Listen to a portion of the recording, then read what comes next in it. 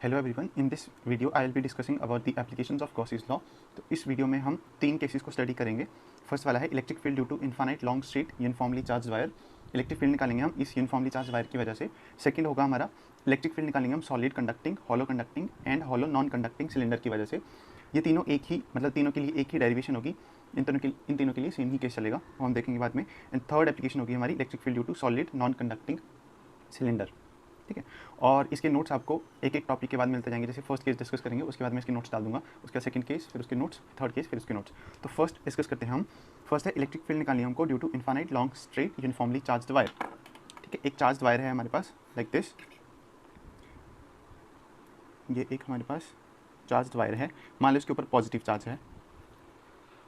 सो इस पूरी वायर के ऊपर हमारे पास पॉजिटिव चार्ज है। अब इस पूरी वायर की वजह से कितनी इलेक्ट्रिक फील्ड बनती है हमको वो निकालना है। और ये वायर जो है इन्फिनिटी तक गई है। ठीक है, चलिए प्लस इन्फिनिटी और माइनस इन्फिनिटी लिख दिया मैंने। अब इस वायर की वजह से हमको इलेक्ट्रिक फील्ड निकालनी है और यूजिंग गॉसिस लॉ, क्योंकि गॉसिस लॉ की एप्लीकेशन है। तो पहले तो ये देखते हैं कि गॉस लॉ कहता क्या है। गॉस लॉ हमारे पास कहता है कि किसी क्लोज्ड सरफेस में से हमारा फ्लक्स कितना बाहर आता है। The net flux coming out of a closed surface is denoted by finite, मतलब टोटल फ्लक्स जितना बाहर आ रहा है वो होता है Q inside divided by epsilon naught.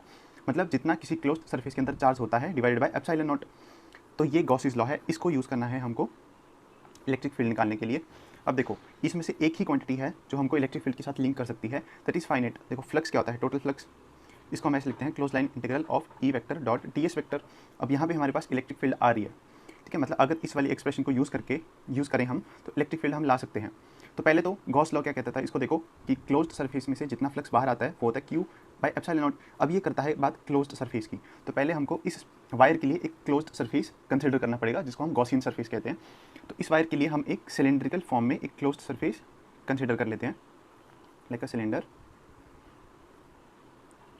तो ये मैंने इस वायर के लिए एक सिलेंड्रिकल गॉसियन सरफेस कंसीडर कर लिया है। ठीक है, तो अब इसमें गॉसिस लॉ आपको समझ आ रहा होगा कि इस सिलेंडर में से जितना फ्लक्स बाहर आएगा उसको हम लिखते हैं क्यू बाय एप्सिलॉन नॉट। अब क्लोज्ड सरफेस बन गया है, तो मतलब अब इससे समझ आ रहा होगा आपको कि इस पूरे सिलेंडर में से कितना फ्लक्स बाहर आ रहा है हमको वो लिखना पड़ेगा पहले। तो उसको लिखते हैं। अब इसमें से समझो पहले, अब जैसे ये है एक सिलेंडर है, इसके अंदर हमने ऐसे लाइन चार्ज रखा हुआ है। ये एक सेकेंड, ये सिलेंडर है, इस तरह से रखा हुआ है सिलेंडर, और उसके अंदर ये लाइन चार्ज रखा हुआ है हमने, मतलब ये यूनिफॉर्मली चार्ज वायर जो है। अब देखो प्लस चार्ज से इलेक्ट्रिक फील्ड किस तरफ निकलती है। अगर इस तरह से हमारा प्लस चार्ज है तो इलेक्ट्रिक फील्ड प्लस चार्ज के अवे होती हैं, और नेगेटिव चार्ज की तरफ होती हैं, मतलब प्लस चार्ज के लिए रेडियली आउटवर्ड्स होती हैं।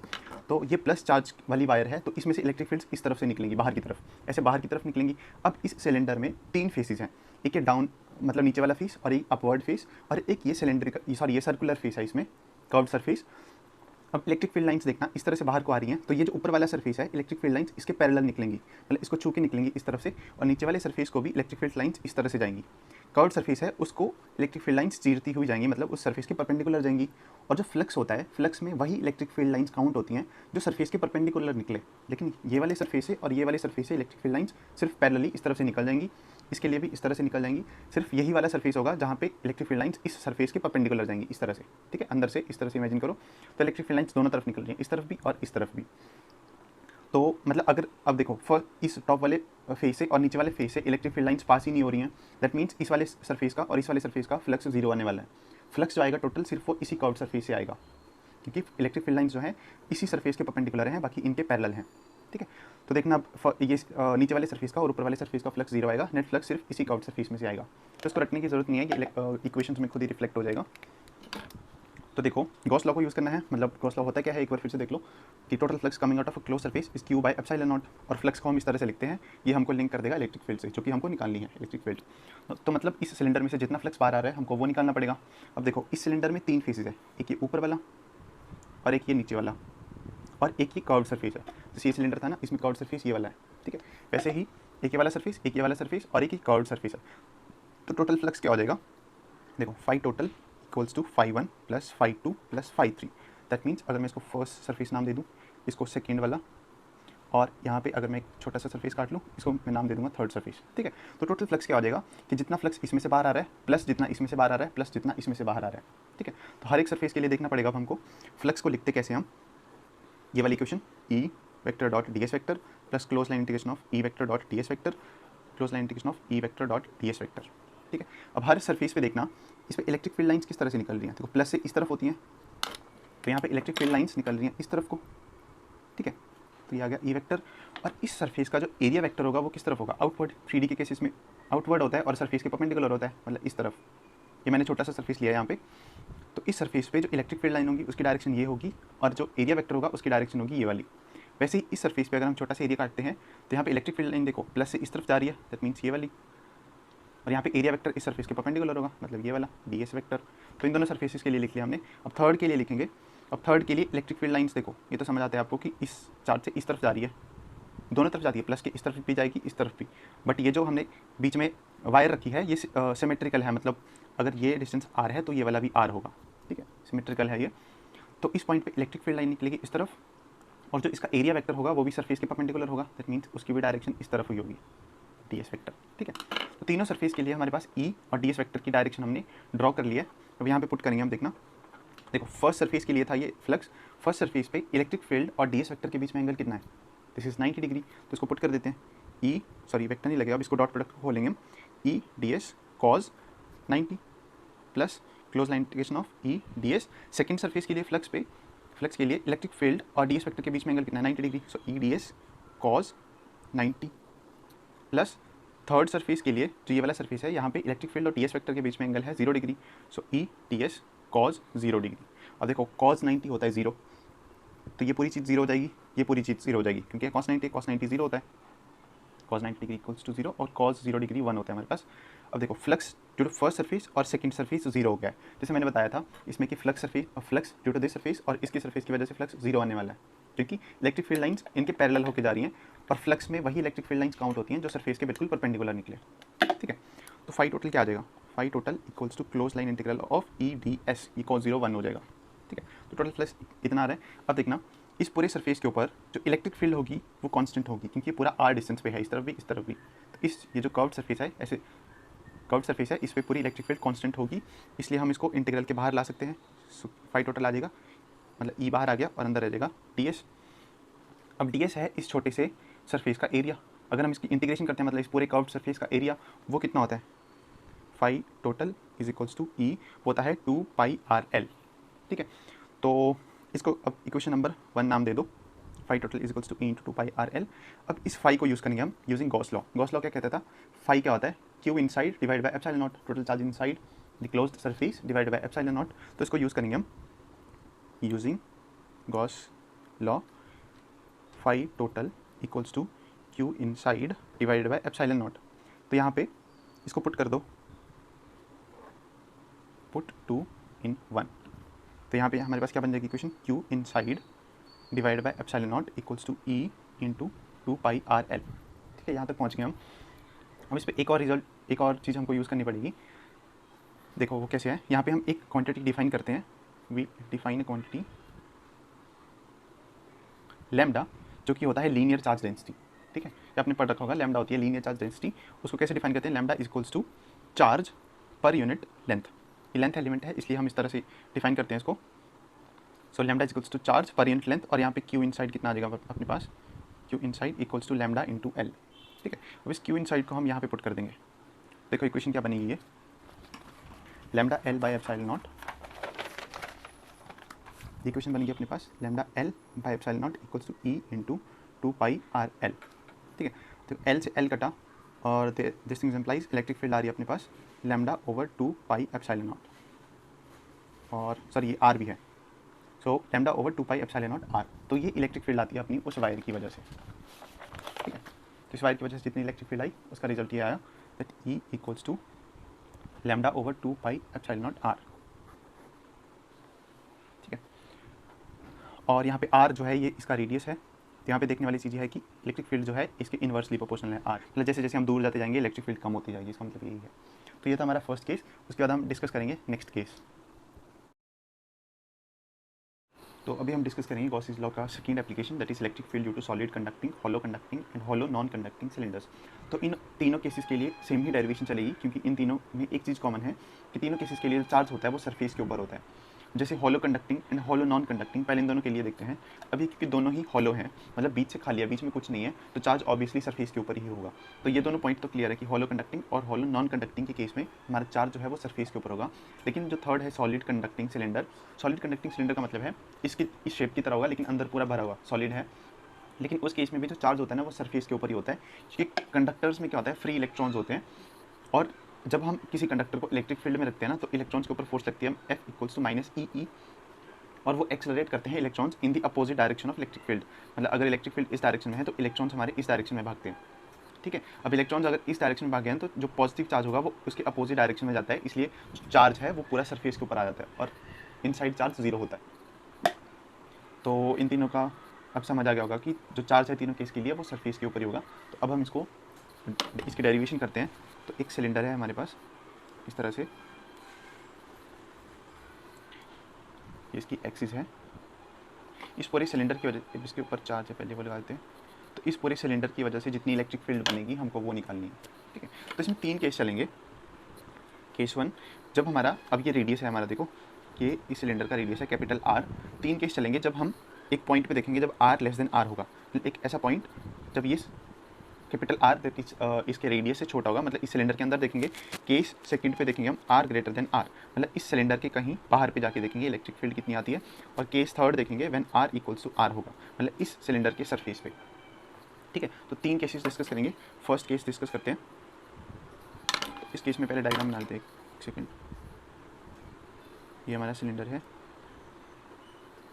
इसकी एक्सिस, और हमें कहीं यहाँ पे point when R is less than capital R, ये वाला केस डिस्कस करना है। तो यहाँ पे ले लो पॉइंट R डिस्टेंस पे।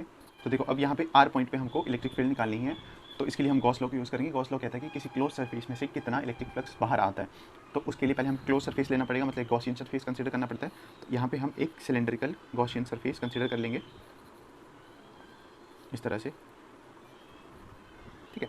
अब निकालना ये है कि इस छोटे सिलेंडर से कितना फ्लक्स बाहर आ रहा है, वहाँ से हम इलेक्ट्रिक फील्ड को लिंक कर लेंगे।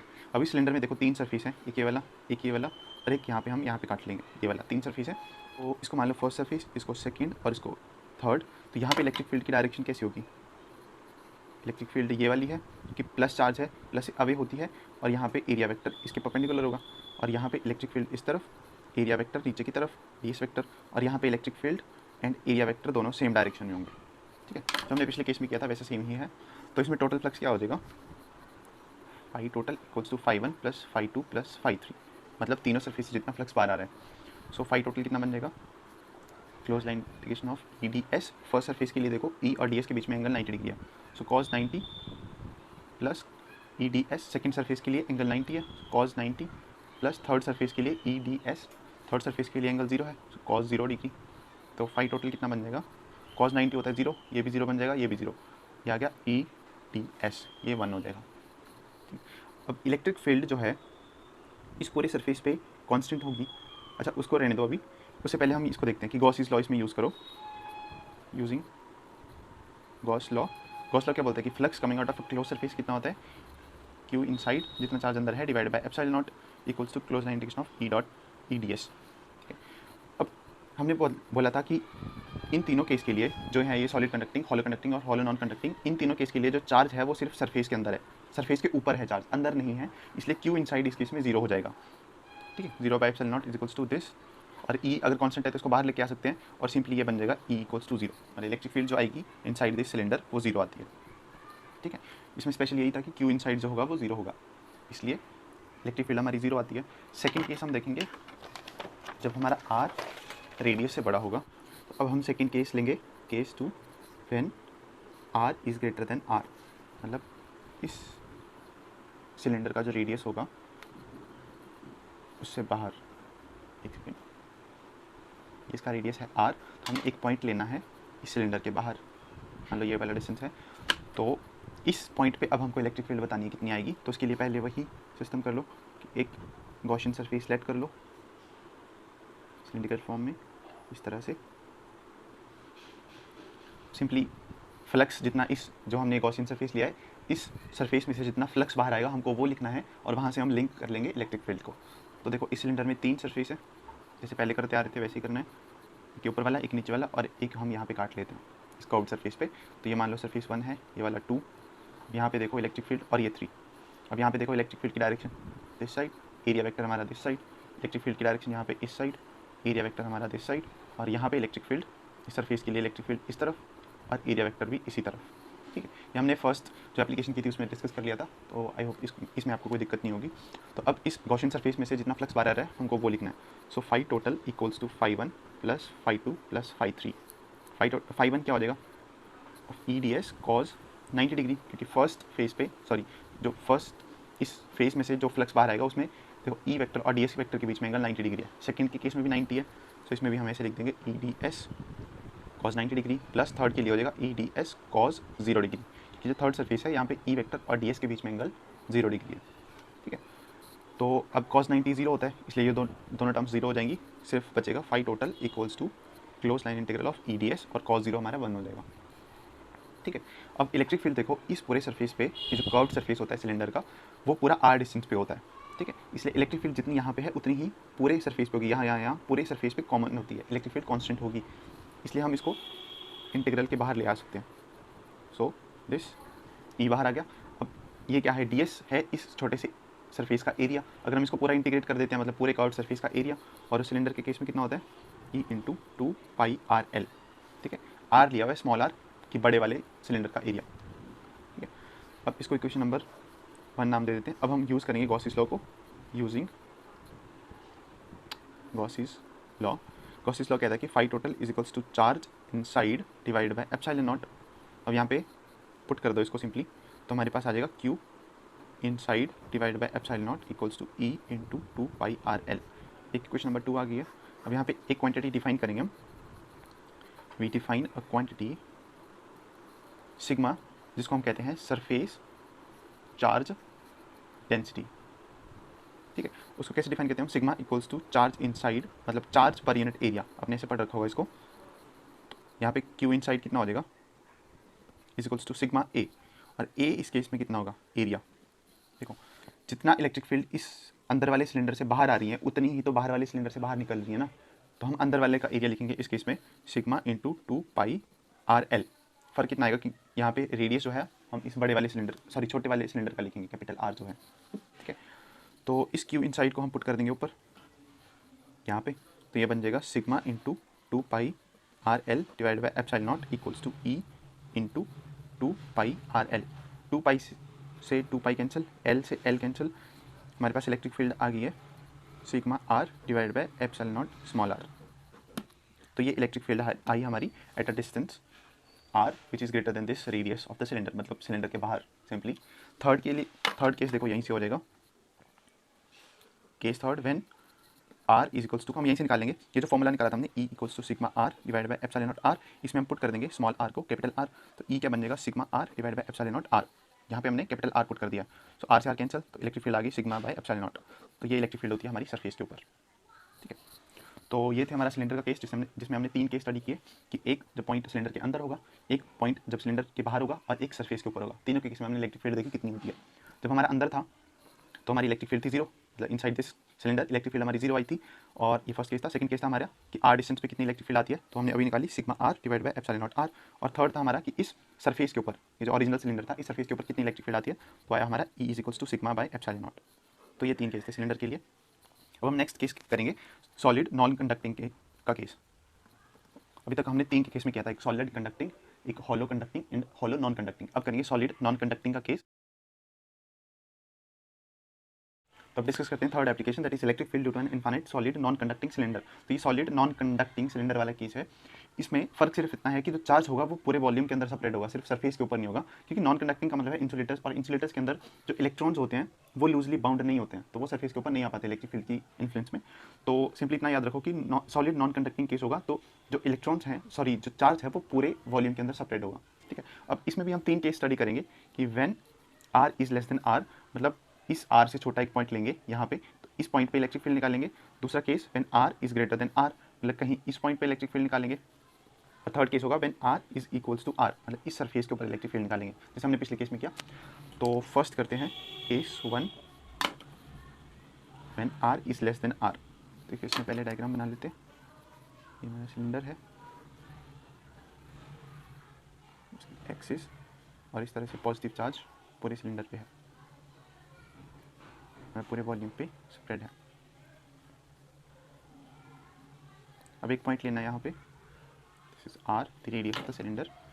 यहाँ पे एक पॉइंट ले लो आर डिस्टेंस पे सिलेंडर से अंदर लेना है, कि फर्स्ट है आर लेस देन आर का, तो इस कैपिटल आर से छोटा एक पॉइंट लेना है। तो अब यहाँ पे एक गॉसियन सरफेस बनाओ इस तरह से, ये गॉसियन सरफेस बन गया। अब इसमें इस सिलेंडर के बाहर जितना फ्लक्स आ रहा है वो लिखेंगे और वहाँ से इलेक्ट्रिक फील्ड को हम लिंक कर लेंगे। तो ये मान लो फर्स्ट सरफेस है, ये सेकेंड सरफेस, और ये वाला थर्ड सरफेस। अब यहाँ पे इलेक्ट्रिक फील्ड की डायरेक्शन ये, एरिया वेक्टर की डायरेक्शन ये, इलेक्ट्रिक फील्ड की यहाँ पे ये, डी एस वेक्टर की यहाँ पे ये, यहाँ पे इलेक्ट्रिक फील्ड और डी एस दोनों सेम डायरेक्शन। हर केस में हम यही करते आ रहे हैं। तो सिंपली सीधा लिख दो टोटल फ्लक्स कितना हो जाएगा। देखो फर्स्ट सरफेस का और सेकंड सरफेस का फ्लक्स 0 हो जाएगा, कि यहाँ पे एंगल 90 है, सो cos 90 0 हो जाएगा। तो फाई टोटल में डायरेक्ट लिख रहा हूँ 0 + 0 plus close line direction of E D S cos 0 degree. ये थर्ड के लिए लिखा मैंने, क्योंकि यहाँ पे ई वेक्टर और डी एस वेक्टर के बीच में एंगल 0 है। So phi total equals to close line integral of E D S. अब इलेक्ट्रिक फील्ड इस पूरे सरफेस पे भी कांस्टेंट होगी, इसलिए हम इलेक्ट्रिक फील्ड को इंटीग्रेशन के बाहर लेंगे ऑफ दिस।